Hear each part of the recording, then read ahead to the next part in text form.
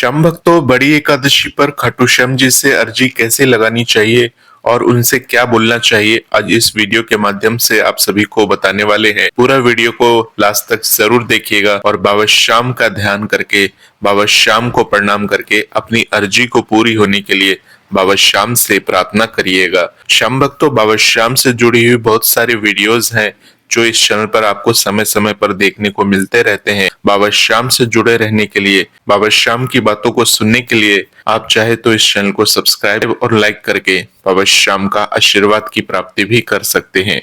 चलिए जानते हैं कि बाबा श्याम को किस प्रकार से अर्जी लगानी चाहिए। तो श्याम भक्तों, खाटू श्याम जी जिन्हें हारी का सहारा और लखदातार के नाम से जाना जाता है, भगवान श्री कृष्ण के कलयुगी अवतार माने जाते हैं। यह माना जाता है कि वो अपने भक्तों की हर मनोकामना को सच्चे दिल से स्वीकार करते हैं और उनके दुख दर्द को दूर कर जीवन में सुख शांति प्रदान करते हैं। विशेष रूप से फाल्गुन माह की शुक्ल पक्ष की एकादशी, ज्येष्ठ मास की शुक्ल पक्ष की निर्जला एकादशी, जिसे बड़े एकादशी के रूप में जाना जाता है, खाटू श्याम जी के दर्शन और अर्जी लगाने का सबसे शुभ अवसर माना जाता है। इस दिन लाखों भक्त राजस्थान के सीकर जिले में स्थित खाटू श्याम मंदिर में अपनी अर्जी लेकर पहुंचते हैं। इस वीडियो में हम ये समझेंगे कि बड़ी एकादशी पर खाटू श्याम जी से अर्जी कैसे लगानी चाहिए और उनसे क्या बोलना चाहिए। श्याम भक्तों, खाटू श्याम जी की अर्जी लगाना केवल एक रस्म नहीं है, बल्कि यह एक भक्त का अपने आराध्य के प्रति पूर्ण समर्पण और विश्वास का प्रतीक है। यह एक ऐसा पवित्र कार्य है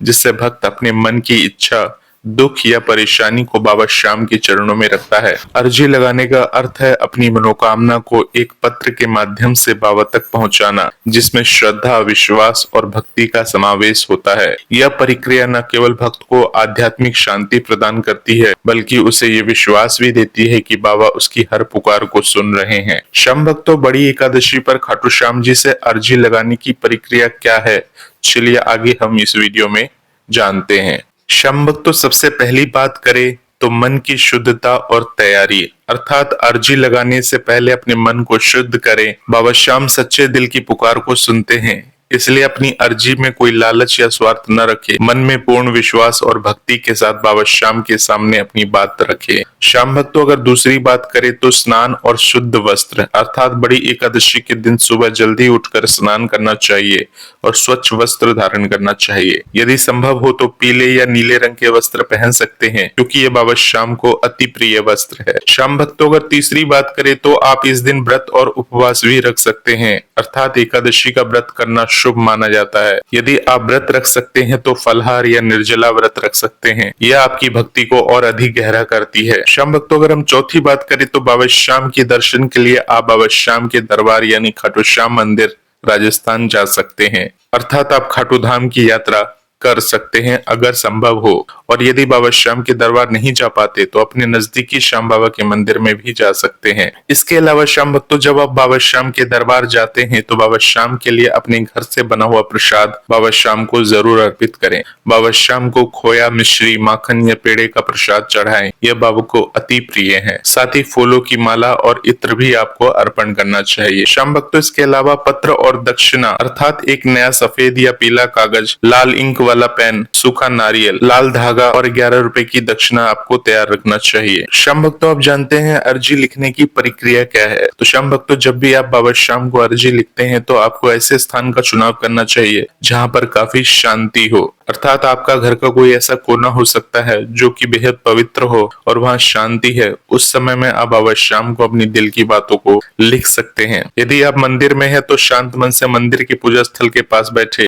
और यदि आप अपने घर से अर्जी लिख रहे हैं तो आप चाहे तो अपने घर की पूजा स्थल पर बैठकर भी बाबा श्याम से प्रार्थना करके, बाबा श्याम को ध्यान करके अपनी अर्जी को एक सफेद कागज पर लिख सकते हैं। श्याम भक्तों, अर्जी लिखते समय आपको एक बात का ध्यान रखना चाहिए कि एक समय में केवल एक ही मनोकामना आपको लिखनी चाहिए। उदाहरण के लिए, यदि आप स्वास्थ्य, नौकरी या पारिवारिक सुख की कामना कर रहे हैं तो उसे स्पष्ट और संक्षिप्त रूप में आपको लिखना चाहिए। श्याम भक्तों, आपको एक उदाहरण देते हैं। आपको लिखना चाहिए, हे बाबा श्याम, मेरे परिवार को सुख, शांति और समृद्धि प्रदान करे। मेरी इस मनोकामना को पूर्ण करें। श्याम भक्तों, अपनी अर्जी में बाबा के प्रति अपनी श्रद्धा और विश्वास को व्यक्त करें। लिखें कि आप उनकी कृपा पर पूर्ण विश्वास करते हैं। श्याम भक्तों, अर्जी को मोड़कर उसके साथ दक्षिणा यानी कि 11 रुपए या 21 रुपए या जो भी आपके सामर्थ्य अनुसार हो, और साथ में एक सूखा नारियल आपको रखना चाहिए और इसे एक लाल धागे के साथ बांध देना चाहिए। श्याम भक्तों, इसके बाद जब आप बाबा श्याम के दरबार जाते हैं तो वहां पर बहुत सारे जगह रहती है, उस जगह में जाकर आप उस अर्जी वाले नारियल को आप वहां पर बांध सकते हैं, या अपनी अर्जी को मंदिर में बने पत्र बॉक्स में अपनी अर्जी को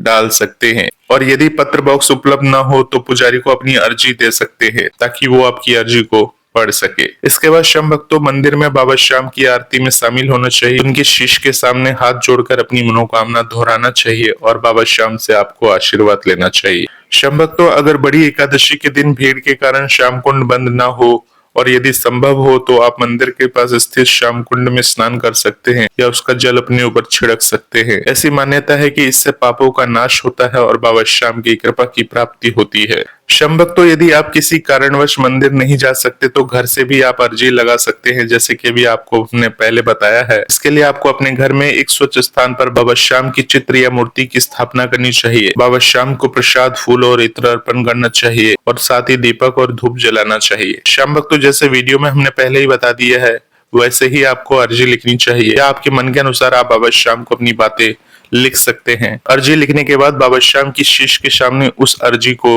रख देना चाहिए। बाद में इसे किसी श्याम भक्त के माध्यम से मंदिर भेजना चाहिए या खुद बाबा श्याम के दरबार में जाकर किसी पुजारी को उस अर्जी को दे देना चाहिए, या वहां पर कोई ऐसी जगह दिखे तो उस अर्जी को बाबा श्याम के चरणों में रख देना चाहिए। श्याम भक्तों, इसके बाद आपको बाबा श्याम के भजन गाने चाहिए, बाबा श्याम की आरती करनी चाहिए। इससे आपकी भक्ति और गहरी होती चली जाती है। श्याम भक्तों, जब आपकी मनोकामना पूर्ण हो जाए तो मंदिर जाकर बाबा श्याम को धन्यवाद दे। आप छत्र, निशान या अन्य भेंट बाबा श्याम को चढ़ा सकते हैं। बाबा श्याम की कृपा के लिए उनकी सेवा में कुछ दान करें, जैसे गरीबों को भोजन या मंदिर में सहायता कर सकते हैं। बाबा श्याम से क्या बोलना चाहिए? बड़ी एकादशी पर बाबा श्याम के सामने अपनी अर्जी रखते समय भावपूर्ण प्रार्थनाएं और भक्ति भरे शब्द कह सकते हैं। ये शब्द आपके मन की भावनाओं को बाबा श्याम तक पहुंचाने में मदद करेंगे। श्याम भक्तों, आपको बाबा श्याम से किस प्रकार से प्रार्थना करनी चाहिए? आपको कहना चाहिए, हे श्याम बाबा, हे हारे के सहारे, हे लखदातार, हे तीन मानधारी, हे मेरे नाथ, मैं आपकी चरणों में शीश झुकाता हूँ या झुकाती हूँ।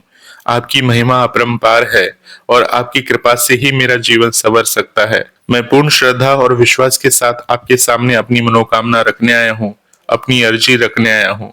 मैंने सुना है कि आप सभी की सुनते हो, तो बाबा श्याम, मेरी ये अर्जी है, मेरी ये प्रार्थना है, आप मेरी भी जरूर सुनना, मेरी मनोकामना को जरूर पूर्ण करना। इस प्रकार से बाबा श्याम के समक्ष आपको प्रार्थना करनी है, बाबा श्याम के समक्ष बोलना है। श्याम भक्तों, अगर आप स्वास्थ्य के लिए यानी अपने हेल्थ के लिए प्रार्थना कर रहे हैं तो बाबा श्याम से किस प्रकार से बोलना चाहिए? बाबा श्याम से आपको कहना चाहिए, हे बाबा श्याम, मेरे और मेरे परिवार के स्वास्थ्य को ठीक रखे, हमें रोगों से मुक्ति दे और शारीरिक मानसिक शांति प्रदान करे। श्याम भक्तों, अगर आप सुख समृद्धि के लिए बाबा श्याम से प्रार्थना करते हैं तो किस प्रकार से आपको बोलना चाहिए? आपको कहना चाहिए, हे मेरे बाबा श्याम, मेरे परिवार में सुख, शांति और समृद्धि बनाए रखे, हमारे जीवन में हर दुख और परेशानी को दूर करे। इस प्रकार से सुख समृद्धि के लिए आपको बाबा श्याम से प्रार्थना करनी चाहिए। श्याम भक्तों, अगर आप नौकरी या व्यवसाय के लिए प्रार्थना करना चाहते हैं तो क्या कहना चाहिए बाबा श्याम से? बाबा श्याम से कहना चाहिए, हे बाबा श्याम, मुझे मेरे कार्य क्षेत्र में सफलता दें, मेरे व्यवसाय को उन्नति प्रदान करे और मेरे मार्ग की सभी बाधाओं को हटा दे। ऐसी कृपा करे मेरे बाबा श्याम। श्याम भक्तों, अगर आप अपने पारिवारिक सुख के लिए प्रार्थना करने आए हैं तो आपको बाबा श्याम से किस प्रकार से बोलना चाहिए? श्याम भक्तों, आपको बाबा श्याम से प्रार्थना करनी चाहिए, हे मेरे बाबा श्याम, मेरे परिवार में प्रेम और एकता बनाए रखे, हमारे बीच कोई मतभेद न हो और हम आपकी कृपा से सुखी रहे। इस प्रकार से बाबा श्याम से आपको प्रार्थना करनी चाहिए। श्याम भक्तों, आपको बाबा श्याम से कहना चाहिए, बाबा, मुझे आप पर पूर्ण विश्वास है, आप मेरे हर दुख को समझते हैं और मेरी हर पुकार सुनते हैं।